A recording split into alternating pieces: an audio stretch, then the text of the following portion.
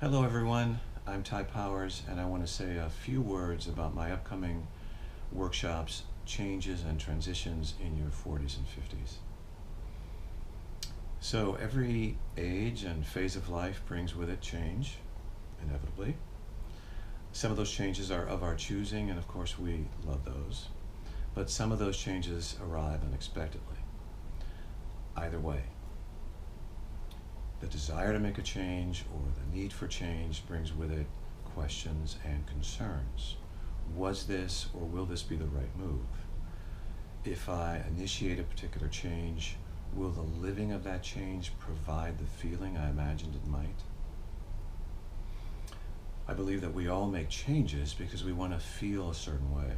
And I would add that I think we want to feel or experience our values. But what I've begun to notice is that many of us haven't taken the time to really sit down and carefully clarify what those values are. And if our values aren't clear to us, they can still operating in the shadows.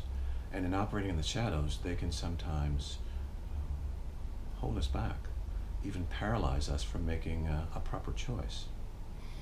Many of the values that we hold are values that we inherited from our culture, our time in history, our race, our religion, our age, our gender, and so forth.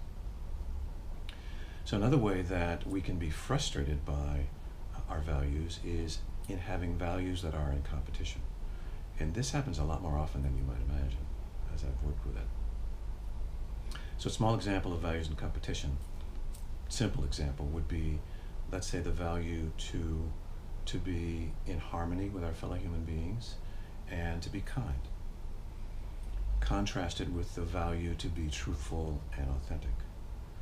And many of us can identify right away with the seemingly compelling need to choose one of those values over the other.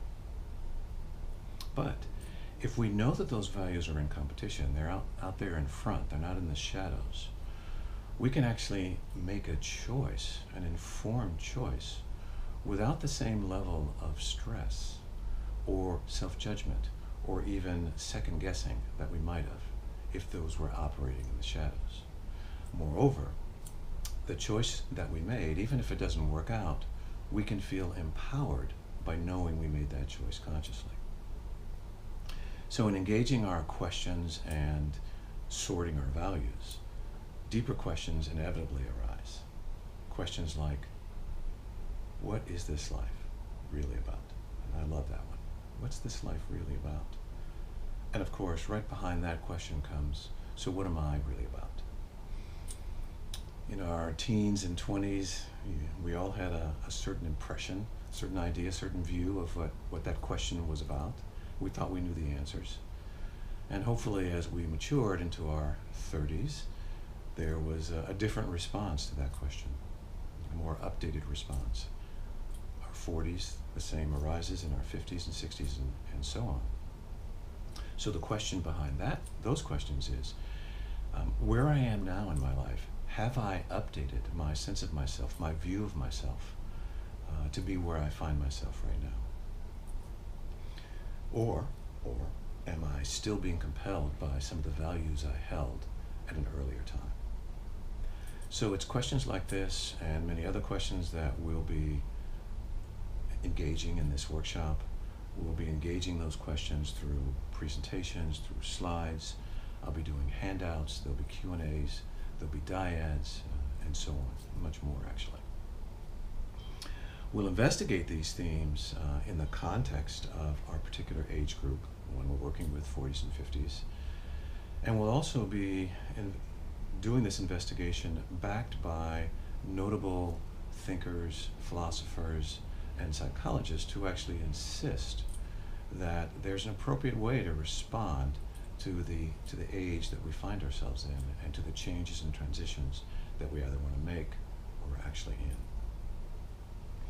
So a guiding theme for the weekend will be a quote that I love from Carl Jung that states, first half of life is devoted to building and maintaining a healthy ego. And the second to going inward and letting go of it. So with that quote in mind, you can see why this particular workshop is targeted for those of us who are actually entering this second phase of life, so to speak, or the second half of life, and those of us who are firmly in it. And to that end, we'll also be doing meditative inquiry to go inside. If this is of interest to you and you want to read more about it, there are 15 or so of us that have been trained in it by Philip Moffat. And starting October 30th, the newly formed Institute for Change and Transition is going to launch its website, and there'll be a lot more about what that's about on that date. So I've limited this to 20 people so that it can feel more intimate. So if this is of interest, I would love to see you there. Thank you for listening.